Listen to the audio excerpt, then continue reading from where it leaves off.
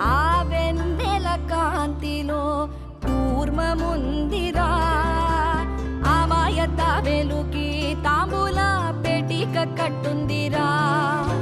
తాపిగా ఈదుకుంటూ నీళ్ళల్లో ఏములో దాకుందిరా.